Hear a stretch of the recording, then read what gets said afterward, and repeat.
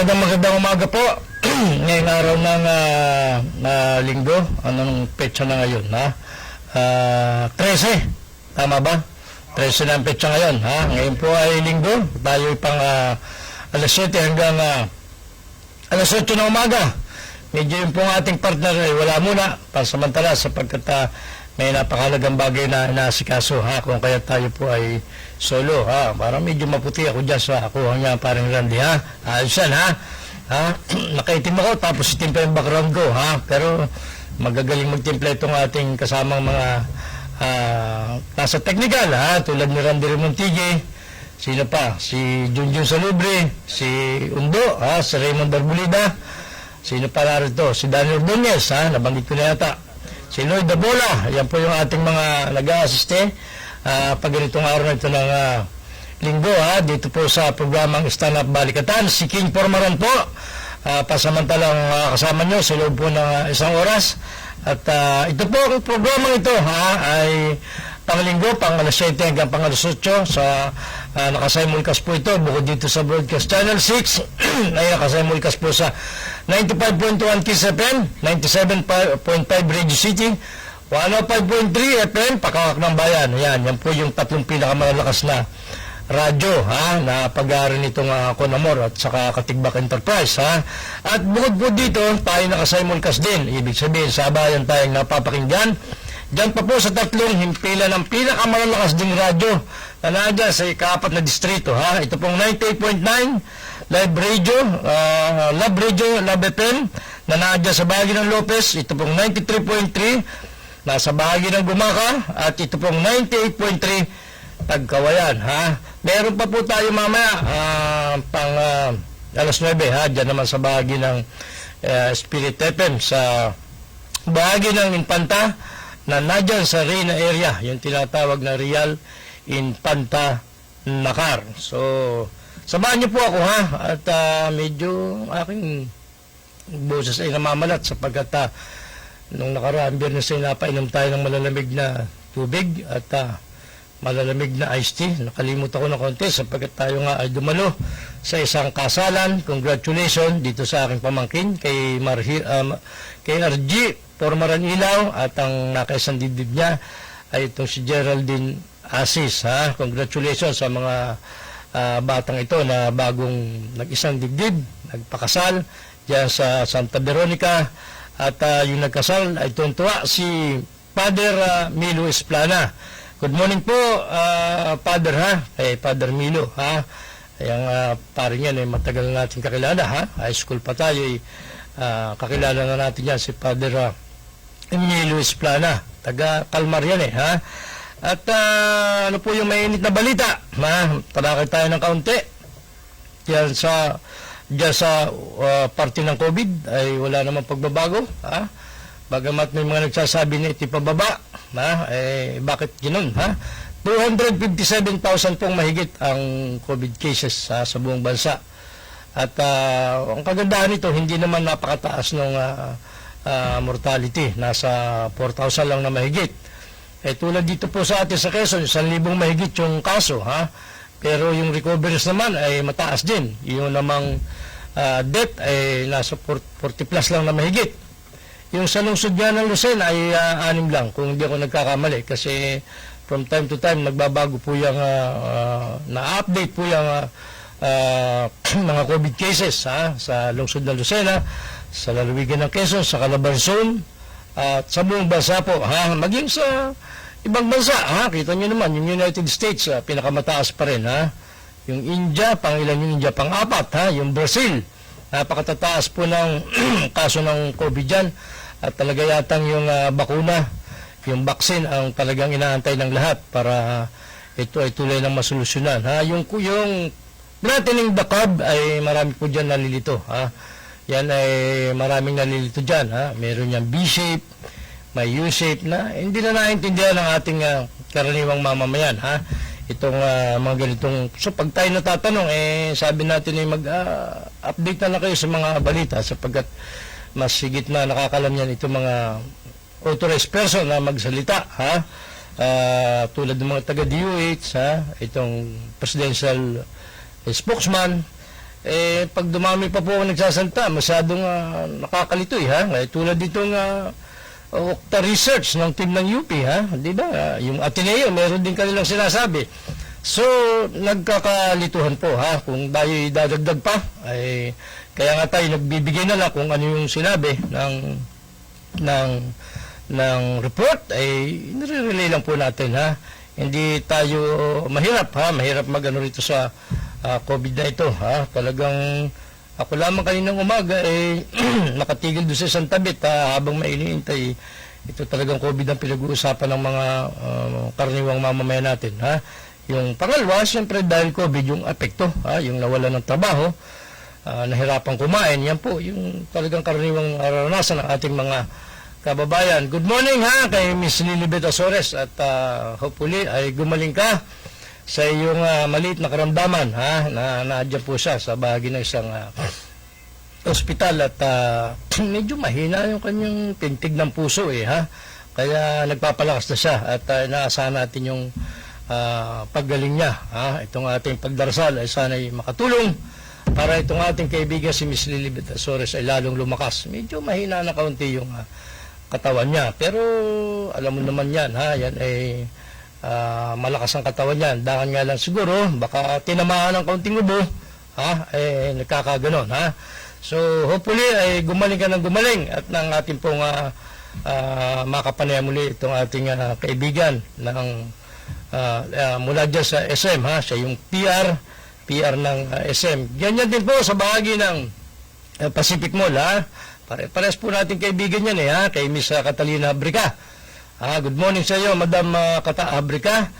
Kay Miss LB, yung masipag niyang staff, ay good morning po, ha. At siyempre, dahil ngayon naman ay linggo, ay hindi tayo masyado nagtatalakay ng mga mabibigat na talakayin, ha. Magandang umaga sa ating punong lungsod, ha, kay Mayor Dondon Alcala, ha. Good morning, Mayor. Medyo matagal-tagal natin siyang hindi nakakapanayam. Siguro mga isang araw, pagka bakanting-bakantin ay sisikapin natin. Pag pwede na rito magdala ng panauhin ay ating hihilahin dito, ha. Ating papag-usapan ang ating butihing mayor, kay Mayor Dondon Alcala. Alam kong pag ganitong linggo'y nanonood dyan, kasama ang kanyang napakabait at napakagandang may bahay, si Madam Margie, ha. At saka siyempre, banggitin natin yung kanyang gwapong-gwapong anak, si Mark Alcala, ha. Nabalita ko medyo nakakatikim ng ilang mga pagpuna, pag-criticize sa ilan nating mga kabaro, ha. Normal yan, Mayor, ha. Normal yan na hindi mo naman mapiplease ang ating ibang mga kasamahan, sapagkat sabi nga ay normal yan, ha, na may pumuburi, may pumupuna, ha. Kaya lang, anong bang ipupuna mong mali o hindi tama doon sa anak ni Mayor Dondon Alcala? Sa tingin ko naman, maayos naman, sapagkat wala naman ako nakikitang medyo depektibo, ha. Wala naman ako nakikita. Kaya tingin ko naman siguro siyempre bago yung bata, kaya medyo pinag-aaralan pa niyang lahat. At kung ito ang talagang palalabanin ni Mayor Dondon Alcala, so be it, ha. Wala tayong question dyan, ha. Kahit po sino ay may karapatang lumaban, maghalal, ihalal, wala po tayo magagawa dyan, ha. Ayan, good morning, ha, kay Mark Alcala. Ganun din siyempre iba niyang mga kapatid, ha. At ganun din, ha, kay Bukal Betso. Dahil linggo naman yun, bumati tayo na bumati, ha. Medyo mahirap magsalita ng mabibigat, sapagkat alam niyo naman yung linggo, araw yan ng pagsamba, pagsimba, ha. Kaya hanggat maaari, iniiwasan nating, alam mo na, sakit, ha, sa ating kapwa. Bagamat pag minsan ay hindi natin maiwasan, sapagkat tayo po ay nasa ganitong larangan ng pagsiservisyo. Kaya yung mga tatamaan po ang aming mga sinasabi o ng aking sinasabi ay pasensyahan po tayo, ha, sapagkat ang tao ay gumagalaw, kumikilos ang tao. Sa pagkilos niya ay dalawang bagay po yan. It's either tama ang pagkilos mo or namali ka ng pagkilos. Ganyan po ang tao, ha. Walang taong perpekto, ha, kahit po ang inyong lingkod at kahit po ang sino pa, kahit po ang presidente, ay walang perfect na paggalaw o pagkilos. Isang bagay na pwede ka nga mamali, pwede ring tama, pero dapat ay mas maraming tama, ha. Kasi pag hindi ka namali, ay baka hindi ka tao. O Kung ikaw ay perfectong gumagalaw, kumikilos, ay baka hindi ka tao, baka ikaw ay Diyos. Even nga po yung mga kaparian natin, itong mga madre, nagkakamali rin po yan sa buhay. Nagkakamali rin. Palagi ko, walang tao na hindi nagkakamali. Walang tao na hindi nagkakamali sa henerasyong ito. Kaya po sinasabi natin, pinipilit nating huwag magpuna ng gusto sapagkat alam niyo naman itong programang Stand Up Balikatan para sa sulong Quezon ay more on development, pagbabalita na kasalukuyang ginagawa ng ating mga opisyalis. Magandang umaga kay Congresswoman Helen Tan at siyempre sa kanyang esposo, kay Regional Director Ronald Tan. Ito ay dun sa Ilocos. Dun siya Regional Director sa bahagi ng Ilocos Region. At good morning at siyempre doon sa masipag niyang anak kay Dr. Kim. Ito yung pagwala si Dr. Helen Tan, ito yung nagbabakuna. Itong panganay niyang anak na doktor din, kaparehas sila ng profesyon. Nagbabakuna ito diyan sa ika-4 na distrito. Yung huli itong pinagbakunahang lugar ay ang alam ko Atimonan. Atimonan, itong Atimonan Town. Ganon din yung Gumaka. Naalala ko yung Gumaka. Yung pala convention center dyan, yung mga bill ng kuryente, iniaasa pa sa Sangguniang Panlalawigan, sa probinsya. Yung pagbabayad ng konsumong ginagamit dyan sapagkat sa bagay ginagamit yan bilang isolation facility, nagbibili ng malaki sa kuryente. Siguro walang ganong sapat na pondo ang ating Gumaka, kaya inihingi ng assistance sa probinsya. Medyo wala nang masyadong pera ang probinsya, pero ganun talaga. Ganun talaga yon.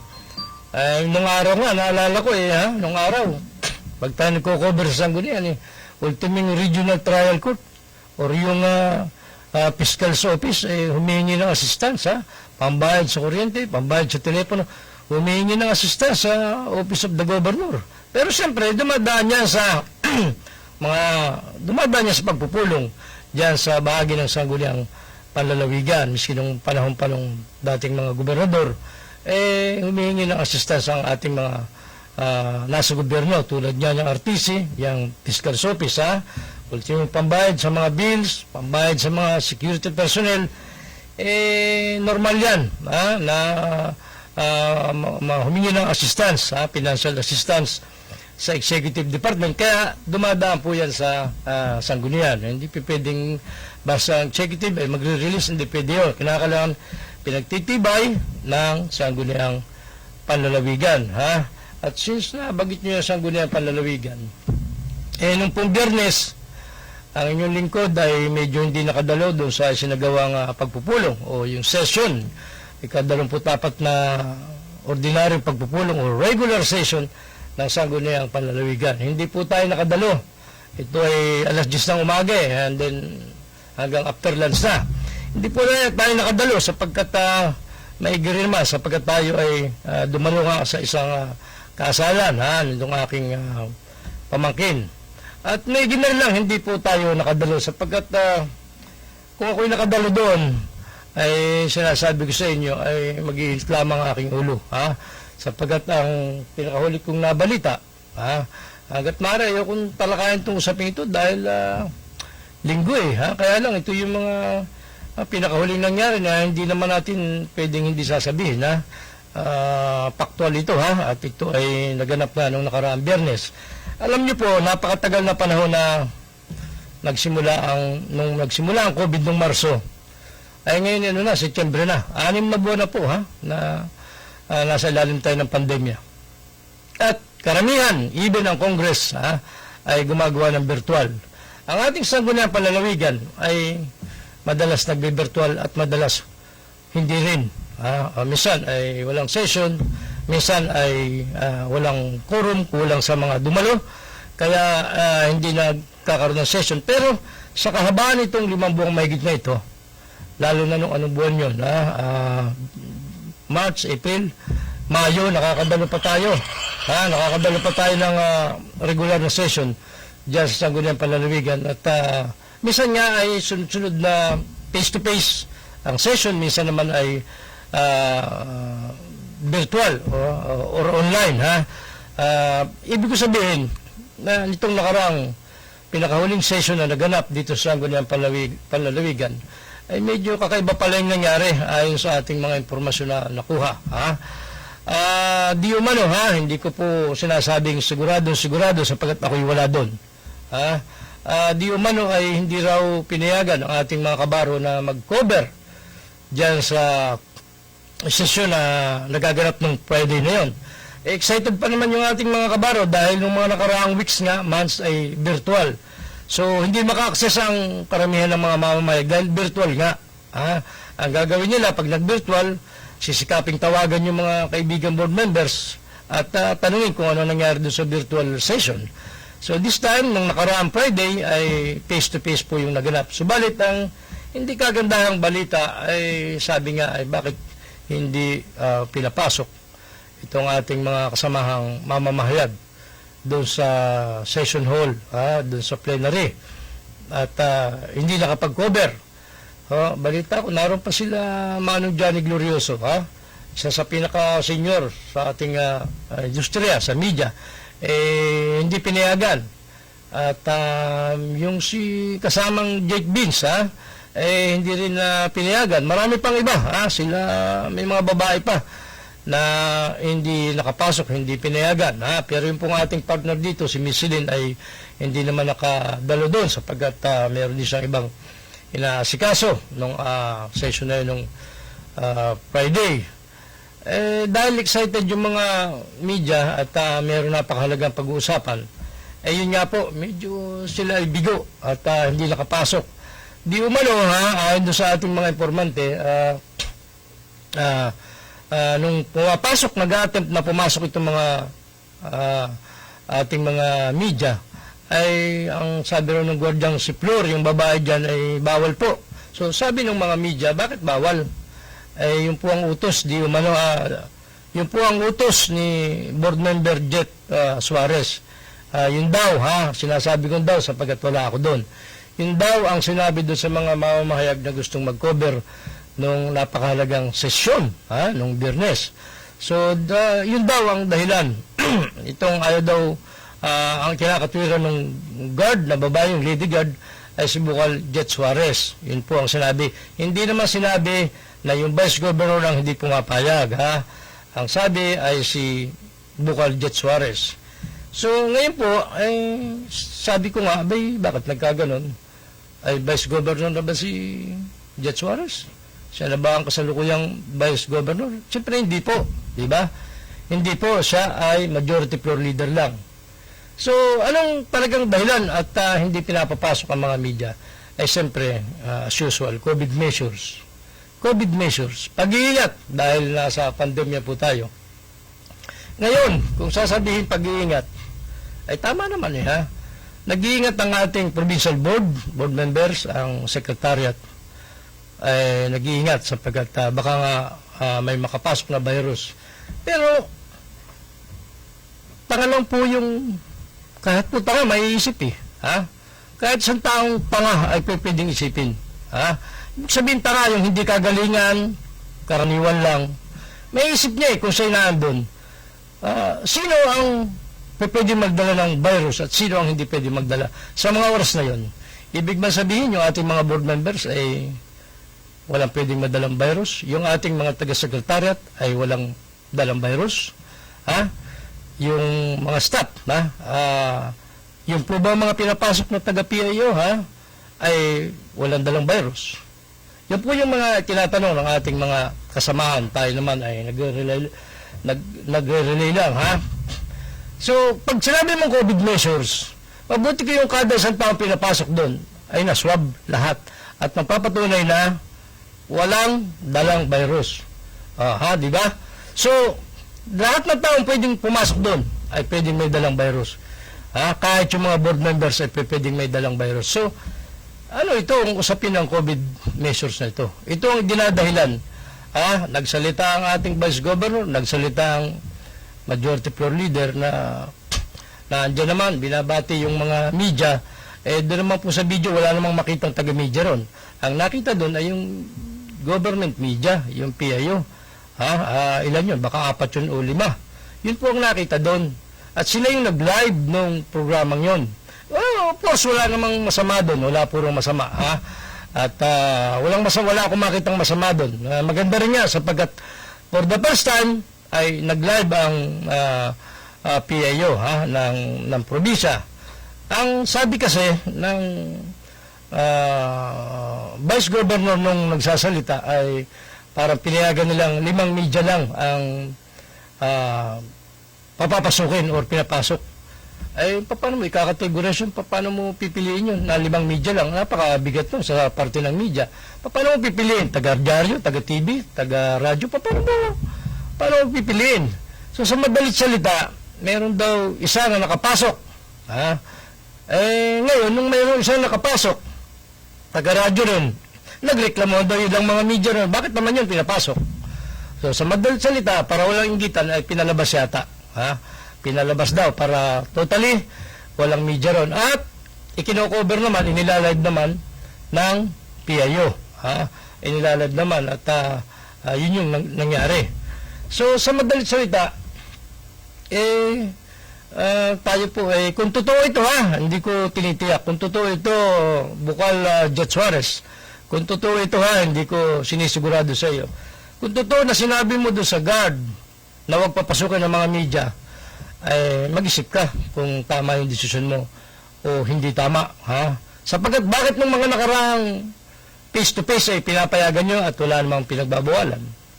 Bakit naman nakakapagtaka na nung Biyernes lamang ay kung totoo na pinagbawalan mo bukal Suarez, ay mag-isip ka. Ikaw naman ay nakapag-aral at may asawa ka pang abogada, ay pwede mong tanongin kung ang move na ginawa mo ay tama o mali.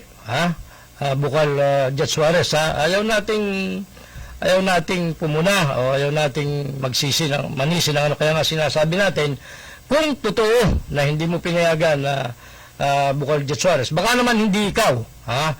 Kasi nga wala ako dun sa pinangyarihan. Pero pangalan mo ang sinasambit ng ilan nating mga kasamahan doon. At ayaw mo raw papayagan dahil nga may COVID measures. Ang tanong ko po naman ay ito bukal Jet Suarez. Bakit naman kung COVID measures ang kinakatuwiran ng sangguniang panlalawigan, hindi lang ikaw? Hindi lang ikaw. Bakit naman pagka yung tatay mo, si Governor Benilio Suarez, bakit naman pag namimigay ng farm inputs, health coupon, diyan sa bahagi ng Bundok Peninsula at kung saan pa, ay bakit naman kasama kayo mga bukal? Ang dami-daming tao, di ba? Namimigay kayo ng farm inputs.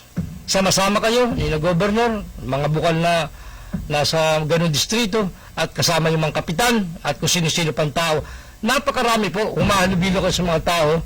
Katunayan, bago kayo mamigay ng mga farm inputs, nagsasalita pa kayo at may programa pa kayo.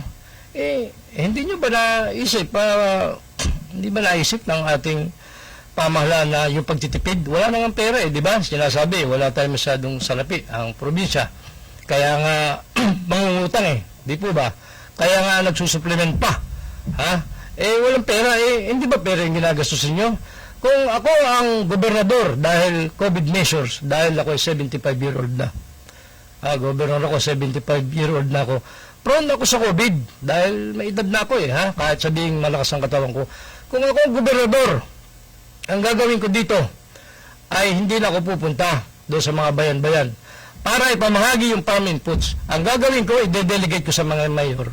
Sa mga mayor ng bawat bayan, halimbawa, mayor ng Unisan, ipapatawag ko at ito-turn over ko itong mga farm inputs na ito, health coupon na ito, at kayo mamahagi para hindi na tayo masyadong magastos. Sapagkat pag ang gobernador ay pumunta sa isang lugar, kita ninyo, ang daming sasakyan, ang daming taong inaabala, ang gasolinang ginagamit, ang pagkain kinakain, papakainin mo yung mga taong binigyan mo ng farm equipment or farm inputs, papakainin mo pa yan, may seremonya siya magsasalita, may program, papakainin mo pa yan at may binibigay pa kung ano-ano. hindi po tayo nagtitipid kung ganyan yung sistema. At yung sinasabing COVID measures, nasaan ang COVID measures doon? Di po ba? Iniiwasan niya magsama-sama, ay bakit naman yun ang ginagawa?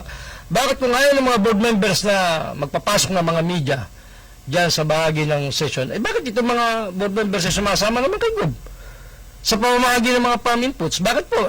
Nagtatanong po tayo, ha? Dahil hindi naman may tatanggi sapagkat kita sa mga videos, footages na nilalathala ng PIO. Ha? Bakit po ganun?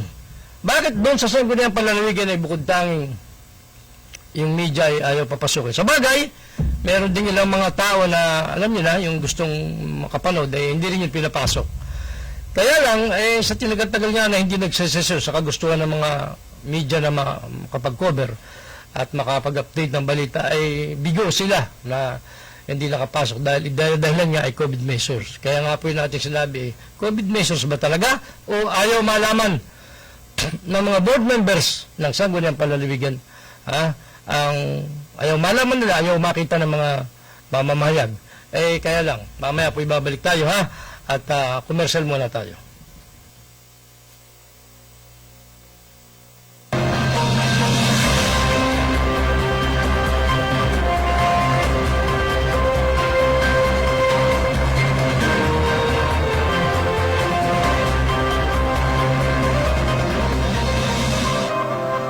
Domingo Veterinary Clinic and Grooming Center, 3rd Street, West Employees Village, Lucena City. Cellphone numbers 0917-705-6700 and 0998-571-4710. Dr. Ernesto Domingo, our friendly veterinarian.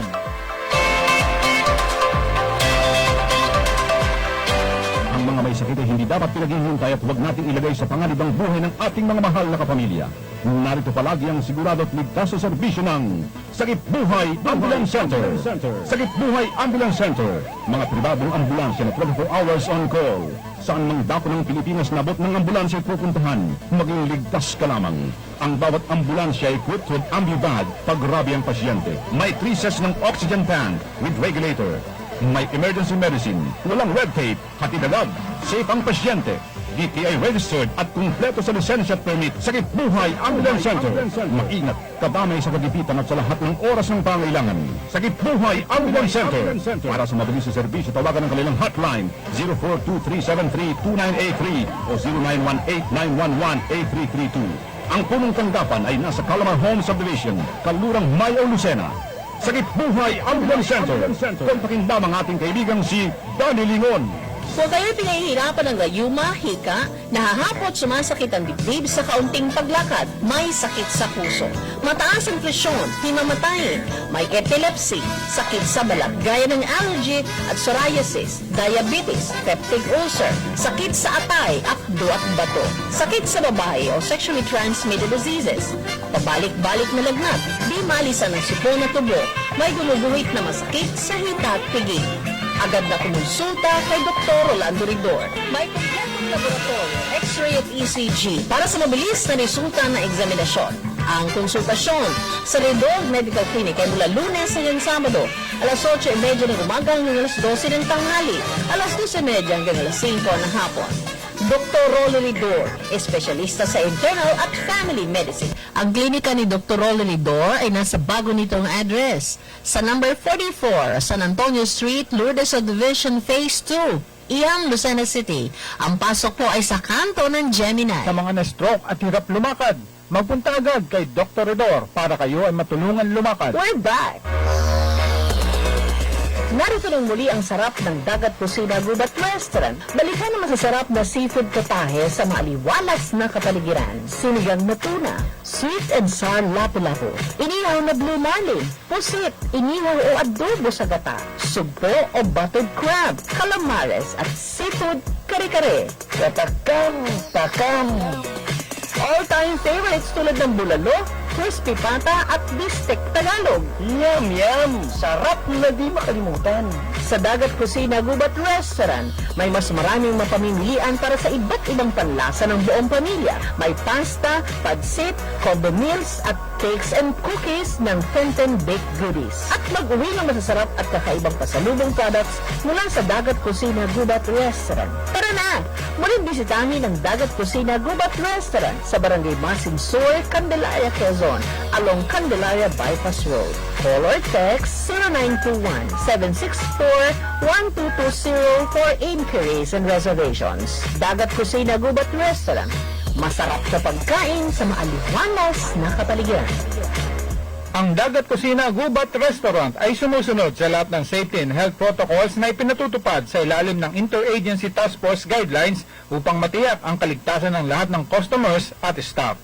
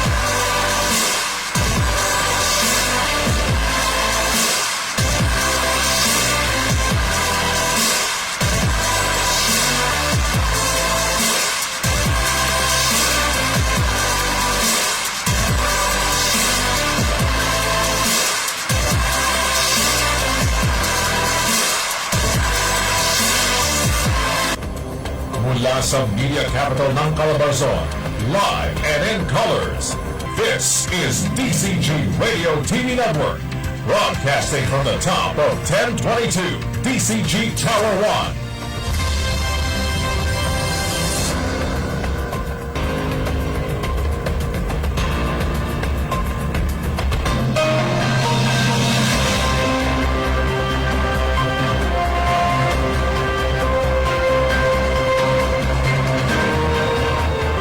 Balik na po tayo at meron pa po tayong kalahating oras na natitira.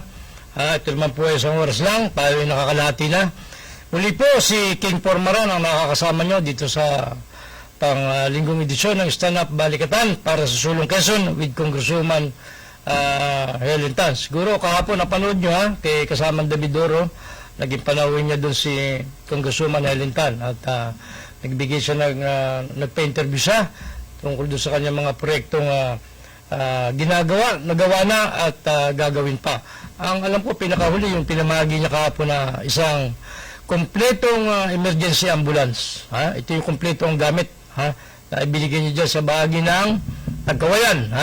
At sinambut ito ng Vice Mayor doon, si Danny at saka si Mayor Carlo ng Eliasar. Nakita ko sa Facebook kung ganda nung unit ng ambulance na ibinigay kaloob ni Congresswoman Helen. Katuwang siyempre ang Department of Health doon sa napakaganda at kompletong gamit ng ambulansya.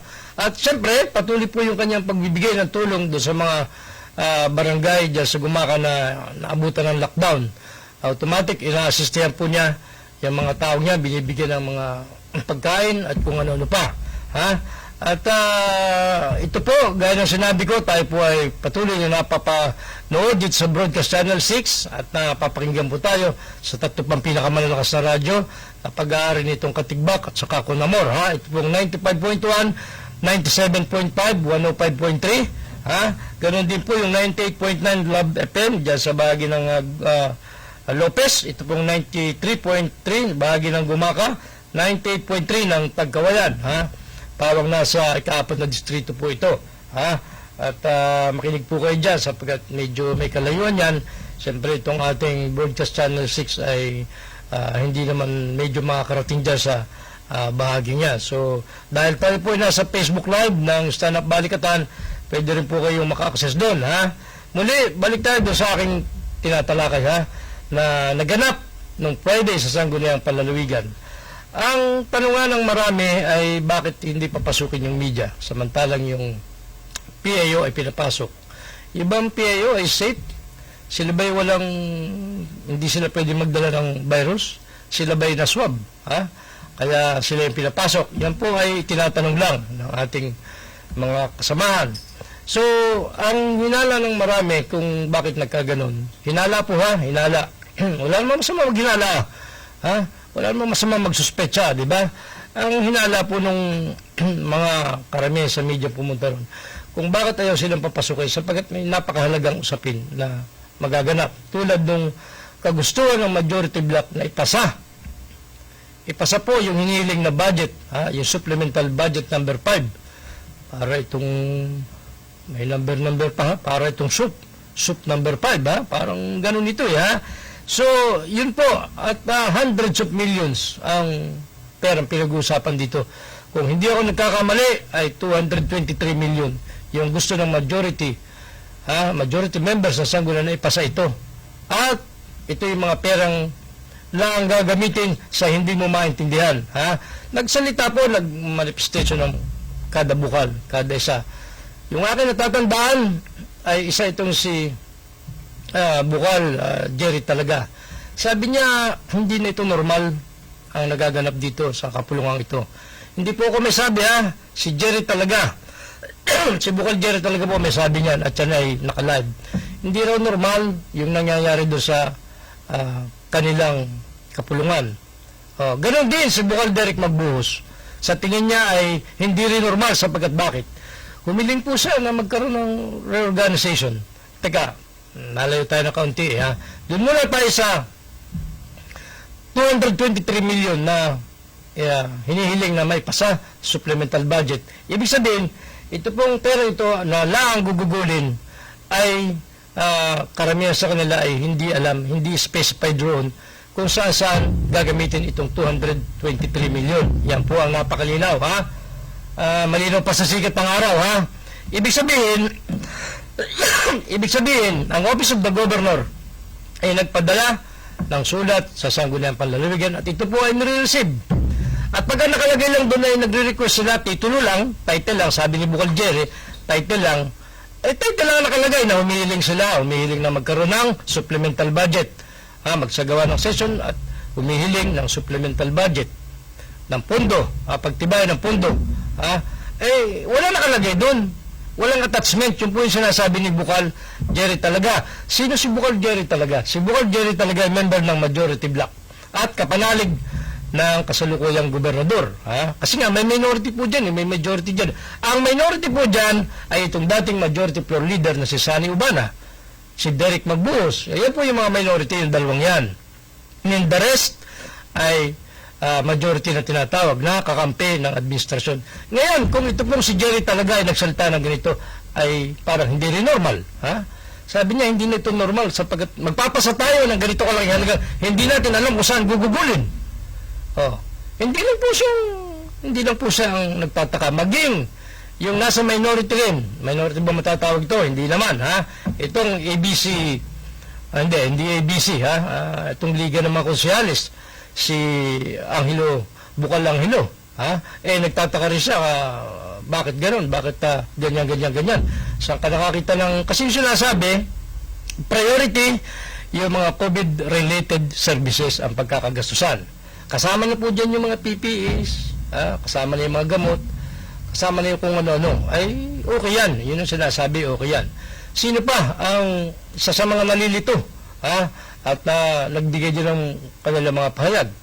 Itong si Bukal Doray, sabi niya, in 2014 pa, yung mga, yung binabagit siya na mga hindi pa naisasayos, hindi pa napupunduhan.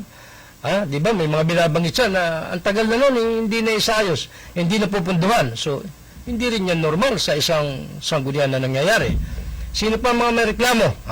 Maraming nagreklamo, hindi ko na maalala. Si Betso, si Bukal Betso, nasa majority block po yan. Pero sumangayon siya doon sa isang privilege speech ni Derek Magbuhos, ni Bukal. Sabi niya, pag good governance, transparency, ay sama ako dyan. Automatic sasama ako dyan. Yun po yung napakahalagang binigkas ni Bukal Betso. Sasama siya doon sa good governance. Sasama siya doon sa mga sinasabing dapat ay may transparency. Dapat transparent ang nagaganap sa sangguniang panlalawigan, maging sa executive, dapat ay nalalaman. Ang masistika nga po nito, hindi nila alam kung ano yung a-aprobahan nilang budget. Even si dating at ngayon minority floor leader Sani Ubana, hindi niya alam hindi po niya alam kung saan gagamitin. Wala pong nakatouch doon na itong 1 milyon halimbawa ay gagamitin doon. Pinatawag nila, pambira naman itong taga-budget. Hindi ko kilala kung sino po yung ating budget officer. Pag po ganito pinag-uusapan ay napakahalaga. Pera ng probinsya, 223 million. Nasaan ang ating mga opisyalis ng probinsya? Ito, hanggat mara, ayoko itong talakayin sapagkat Sunday ngayon. Dapat nga ay cool na cool lang tayo. Kaya lang, tawag po ng pangangailangan sapagkat yun yung huling nangyari. Masama namang itsurang hindi kami himik dyan dahil karamihan ng ating mga kasamaan ay bukas lunes ang tabayan ninyo. Halos lahat ng radyo, yan po yung tatalakayin. Ang ipinagtataka ko, itong napakalagang usapin ay bakit naman hindi dumalo yung budget officer at saka yung accountant ng probinsya. Nagpadala lang ng kanilang representative. Ngayon, dahil nagpadala ka lang ay hindi makauo. Hindi makago, hindi makapagsabi kung anong tamang desisyon para dito sa mga tinatanong ng mga board members natin, mga lang gugugulin sa nito gagamitin itong malaki po yun 223 million malaki pong pera yun, hindi po yun maliit lamang na 1 milyon alam niyo naman sa gobyerno kahit 5 centimos, kahit 25 centimos kasama po yan sa audit itong mga taga-COA, anong COA? Commission or audit, ano ba yun? Commission ano bang tama doon? Commission on audit. Ayan, mali po tayo. Akala ko commission or audit. Ayun pala, commission on audit. Yan, namamali po tayo pag minsan. Sabi nga, ay walang perfecto. Balik tayo. Sa madaling salita, dapat po sa ganyang kalaking usapin. Ayaw ko po naman turuan nyo sa ganyang panlalawigan sapagkat marami dyan magagaling. Marami dyan magagaling. Magmula sa Vice Governor, hanggang sa ibaba, hanggang sa escape, puro magagaling po yan sapagkat mga inihalal ng taong bayan yan. Hindi naman yata maghahalal ng taong bayan ng mga gago at sira ang ulo. Di po ba? Hindi naman po ganun. Kalimitan ay naihalal ay talaga maayos ang pagkatao. Tulad ni Betso. Cum laude yan, nag-aaral pa yan. Magna cum laude ba yan? Cum laude nung nagkukolehiyo pa. Napakagagaling pong tao. Yung sino pa yung isa dyan, yung atinista. Si Sani Ubaneta, atinista rin yan. Yung magagaling po tao ang inuluklok dyan. Kaya lang, sinasabi ko, itong napakalaking halagang pag-uusapan, 223 million, nasan ang mga concerned people, concerned public official, na dapat ay kalok sa usap na yun? Una, treasurer, accounting, accountant, accounting, budget, provincial administrator. Di po ba? Baka po ako'y mali, yun ang abot ng aking kaunting nalalaman, Sa ganyan kalaking usapin, kasali dapat ang treasury, treasurer, accountant, budget, at provincial administrator. Siyempre, hindi naman pwede dyan pumunta yung gobernador dahil may mga nakadelegate ang trabaho. Dapat yan, kasama pa dyan yung planning. Di po ba? Bakit wala? Bakit nagpadala lamang ng dalawa na hindi naman halos kayang sagutin ang itinatanong ng ating mga bukal? Yun po yung ating pinagtataka. Bakit yun ang pinadala? Dahil wala. Ayan naman session na naka-schedule na yan. At bago maganap niya, sinusulatan ng mga opisyalis sa tulad nga ng budget, tulad ng accounting, sinusulatan po yan Ay, tingnan natin, bakit hindi naka-attend? Baka naman may mas nauna ng priority o baka may mga emergency sila. Kaya sila nagpadala ng tao. Baka naman sa susunod ay hindi ko po kasi kilala yung mga opisyalis ng probinsya except yung treasurer, si Malu Mansano Uy. Yun lang ang aking kilala dyan. The rest, yung budget, yan, siyempre, yung provincial administrator, kilala natin si Obet Gaho. Dapat ay present po yan sa mga oras na yan. Para itong ating mga bukal ay hindi, kita-kita nyo, sa pagtatanong. Sapagkat 223 ay hindi nila alam. Sabi kasi, kaya nagsusupplemental ay para sa COVID-related services. Unang-una nga, ay sa mga gamot, sa PPS, kung ano pa. Plus, yung pong usapin ng sweldo. Sapagkat ilang buwan na palang hindi sumusuldo yung ating mga casual and job order. So, pasusuldo nila, kaya nga magsusupplemental. Which is, tama naman yun, walang masama. Pero sabi ni Bukal Sani Ubana, bakit, sabi doon sa budget, sa pinadalang representative ng budget officer, bakit daw budget ganun? Bakit nawala ng budget? Naka-budget na ngayon for the whole year Mula January hanggang December, naka-budget na ngayon, bakit daw wala? May isa namang explanation may isang paliwanag yung taga-budget. Siyempre, yung mga dapat nag-generate ng pondo, hindi nakapag-generate ng pondo dahil COVID nga. Kaya kinakailangan asistihan ng probinsya. Tama rin yun sa isang parte, at legal naman yun. Kaya lang, may nakasama na yung economic enterprise. Hindi naman priority yung economic enterprise pag sinabi mong COVID cases. Kasi doon sa economic enterprise, kung ano naka-attach doon, merong nakalagay doon na yung pinaalis. Kasi nga, meron doon engineering, project works, public works, engineering, anong project ng infra, hindi ata tama yun. So, ang nangyari po, dapat ay yung 223 million ay aprobahan. So, ang nangyari, nagkabutuhan, pinaliwanag ni Bukal Angelo, na kung priority natin ay COVID, bakit may kasamang infra? So, parcel lang ating aprobahan. Unahin natin itong mga COVID-related cases na ito. So, majority po, yun yung nasunod. Nasunod po yun. Siya nga naman very elementary yung pag-isipan na, bakit mo sasama yung infra? Pinag-usapan natin dito yung COVID at saka sweldo ng tao. Kasi kung walang sweldo, wala tayong magtatrabaho sa mga ospital, wala tayong frontliner, paano tatakbo? Paano kung nagtambak dyan na may mga kaso ng COVID? Sino magagamot kung hindi mo pinapasuldo ng tao? Hindi na makapasok yung tao sapagkat wala nang pamasahe, wala nang makain. So, tama lang na priority na pasulduhin yung mga frontliner health worker na yan. Magkano yung suldo? 30 million yung sa soldo pa lang, 30 million na. Yung sinasabi nung nasa budget. So ngayon, sabi ni Bukal Angelo ng 4th District, bakit natin sasama yung infra? Saka na yan. Parcel lang muna ang ating unahin itong soldo at mga kagastusan pa sa mga COVID na yan. Mga kung ano-ano. Meron pang pagbili doon ng sasakyan. Kasama pa yun. Di bali yun. No question doon. Ginagamit yung sasakyan sa mobilization Pero itong infra project, sinasabi ni Bukal Angelo na hindi naman tama na isama mo rito. So, parcel lang muna.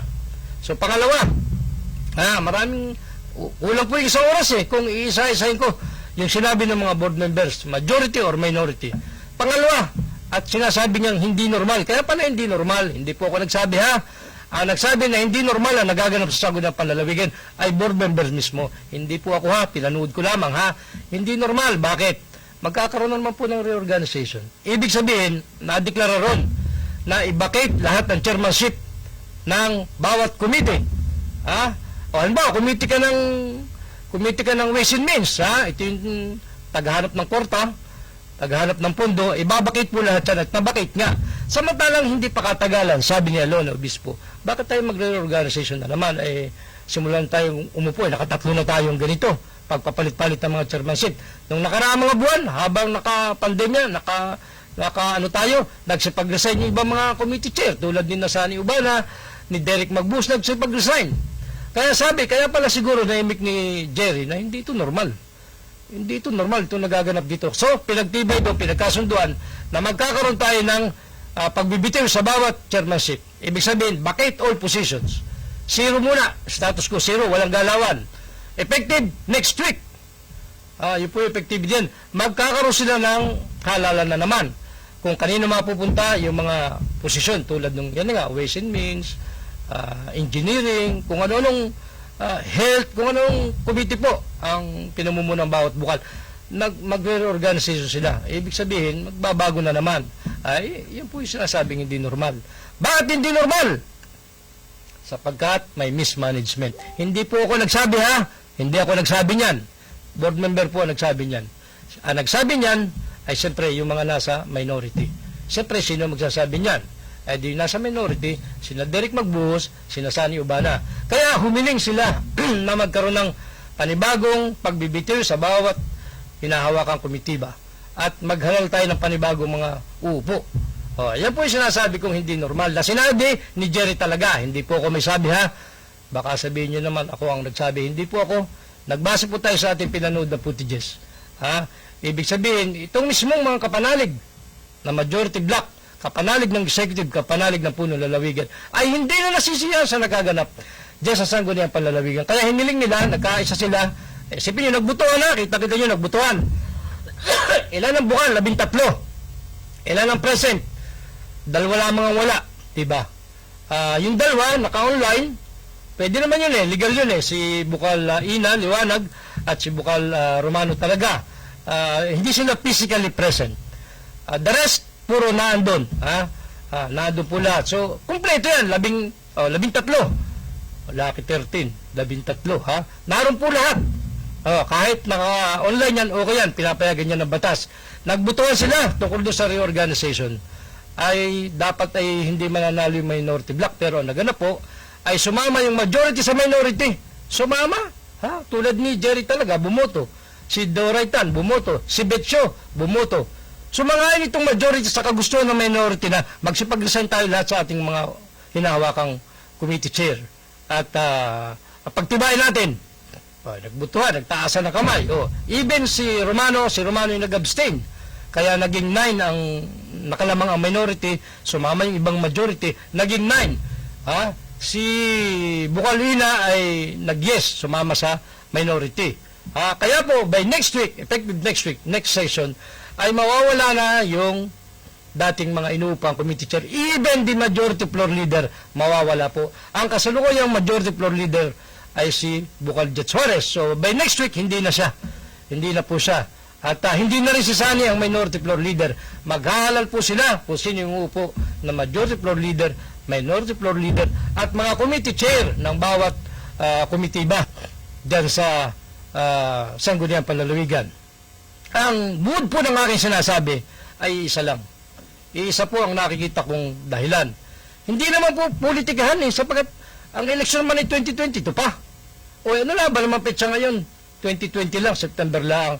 Wala akong nakikitang politikahan. Ang nakikita ko po at nakikita ng ibang nakakakita na same ang aming katuwiran ay may mismanagement sa loob ng sangguniang panlalawigan. Magalit na po yung magagalit sa akin. Pero ito pong sinasabi ko ay base rin na anong sabi? Kung ano yung karamihan na sinasabi ng karamihan ay yun ang mas nakakalamang. Kung anong kasabihan na marami ng tao nagsasabi, palagay ko yun yung tama. Mismanagement po daw. Hindi, wag na yung daw. At sinabi naman talaga mismanagement ang nangyayari sa sangguniang panlalawigan. Ibig sabihin, may problema ang mga namumuno dyan. May problema. Yung majority floor leader ay gusto nilang palitan. Yan na nga, si Bukal Jet Suarez. To be fair kay Bukal Jet Suarez, hindi naman tayo biased. Sa ilang panahon, maiksing panahon siya naging majority floor leader. Nakikita ko naman, nakaka-deliver siya ng maayos. Lahat ng gustong mag-privilege speech, hindi naman niya hinaharang, pinagbibigyan niya. Pinagbibigyan niya. At maayos naman, nakakapag-English, nakakapag-Tagalog.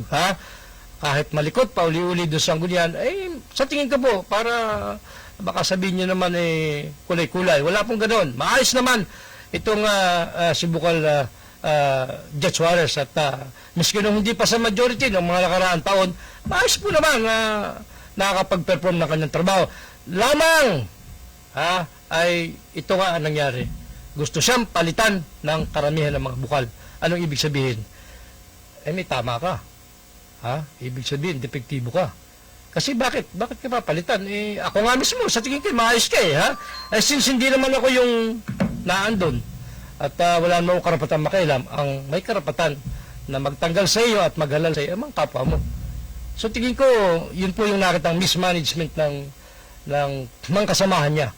Hindi po ako mga kasamahan niyang bukal ang gustong siya'y tanggalin. Hindi po ako Kaya bago pa lang siya, ilang buwan pa lang siya nagiging majority floor leader. Wala pa kalahating taon. Pero gusto na ng karamihan ng mga bukal na kapwa niya kasama ay pinatatanggal siya. Ulitin ko, baka may tama ka, bukal. Ibig sabihin may tama ka. Baka may hindi nakikita sa'yo na dapat makita. Pero sabi ko, magaling ito. Ang asawa nito, abogada pa. Bakit ganon? Ay tanging mga bukal na makakasagot po niyan. Hindi ako. Hindi po ako makakasagot niyan. Sabi ko nga, para tayo fair, nakita ko naman. At tayo nagko-cover dyan ng mga nakarang. Kahit lockdown, kahit nagsasesyon ng face-to-face, kahit tayo nasa pandemya, nagsasesyon po ng face-to-face yan. nito lamang nagkasunod-sunod na weeks ay tawag dito, virtual sila, ha. Kaya yun po ang sum up niyan, ha. Ulitin ko, hindi po ako may sabi Bukal Jet Suarez, ha, pasantabi sa iyo, ha. Hindi po ako nagsasabi niyan. Ang mga kasamaan pong Bukal na nagsasabi na may mismanagement kayo dyan. At isa ka po dyan, sapagkat majority floor leader ka. Hindi po ako nagsabi niyan, ha. At ayaw kong mag-conclude, ha. Ayaw kong mag-jump sa conclusion na ikaw nga ay maraming kapalpakan dyan sa sangguniang panlalawig. Sapagkat sa tingin ko, hindi naman. Maayos ka naman Bukal Jet Suarez, ha. Kaya lang, napakasarap ng ating tinatalakay sapagkat ubos na po yung ating oras, ay muling babalik kami bukas, ganap na alas 6 hanggang alas 7 ng umaga dito po sa Broadcast Channel 6, dito po sa tatlong pinakamalalakas na impilang ito ng radyo. Bukas po tayo magtutuloy sa ilang pagpapaliwanag, pero pa po tayo ipapaliwanag sa panig po naman ng kabila. Sinisikap po nating balansyado ang ating mga opinion at pagpuna at komentaryo. Muli po, nagpapaalam si King Formaran.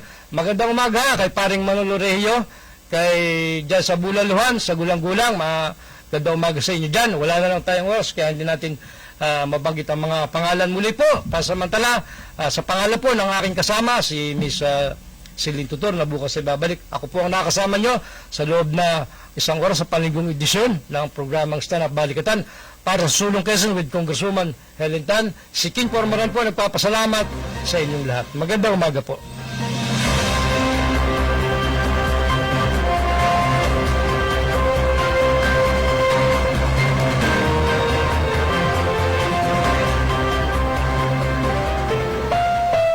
The proceeding was a paid broadcast.